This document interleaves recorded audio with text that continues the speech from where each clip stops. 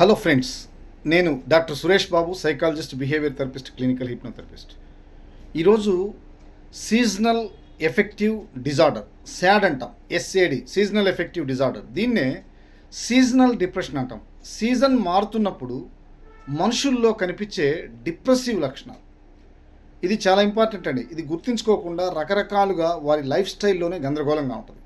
మొట్టమొదటిగా సీజన్ మారుతున్నప్పుడు, చలికాలం వస్తున్నప్పుడు, లేదా వర్షాకాలం వస్తున్నప్పుడు, లేదా ఎండాకాలం వస్తున్నప్పుడు వారి యొక్క బాడీలో రకరకాల డిస్టర్బెన్సెస్ ఉంటాయి. మూడ్స్ స్వింగ్ అవుతుంటాయి. అదేవిధంగా హార్మోన్స్ చేంజ్ అవుతుంటాయి. దీంతోపాటు వారి యొక్క తిండి ఎక్కువగా హెవీగా తినడం స్టార్ట్ అవుతుంది. Especially craving of the carbohydrates ఎక్కువ తినాలా అనే ఆలోచన ఎక్కువ వస్తుంటుంది. దీంతోపాటు నిద్రలో తేడాలు ఉంటాయి, తీసుకుంటున్న ఆహారంలో తేడాలు ఉంటాయి, ఎక్సర్సైజ్ సిస్టంలో తేడా ఉంటుంది, సన్లైట్కి ఎఫెక్ట్ కాకుండా ఉంటారు.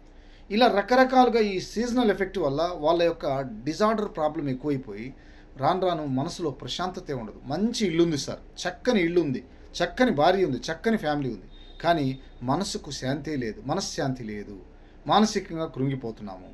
అందువల్ల ఈ SAD నుంచి, అంటే ఈ SADలో మనం కానీ గమనించే సీజనల్ ఎఫెక్టివ్ డిజార్డర్ లేదా సీజనల్ డిప్రెషన్లో ఎవరిలో అయితే ఉందో, ఇలా సీజన్కి మారుతుందో వారు డెఫినెట్గా దీంట్లోంచి 100% బయటపడతారు. బయటపడడానికి అవకాశం ఉంది. నా దగ్గరికి ఇప్పటికీ వస్తుంటారు, వేరే వేరే రాష్ట్రాల నుంచి కూడా వస్తుంటారు. 100% దీంట్లోంచి బయటపడవచ్చు.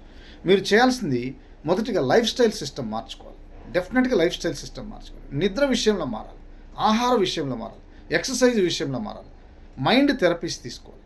ఇలా మీరు చేసుకోగలిగితే ఈ SAD నుంచి మీరు హ్యాపీయెస్ట్ లైఫ్ని ఆనందంగా, ఆరోగ్యంగా, ఆత్మవిశ్వాసంతో ముందుకెళ్ళడానికి అవకాశం ఉంటుంది. అందుకని డియర్ ఫ్రెండ్స్, ఈ వీడియో నచ్చితే అనేక మందికి షేర్ చేయండి. ఇలా చాలామంది తెలియకుండా సతమతం అవుతున్నారు. అందుకని thank you doctor Suresh Babu.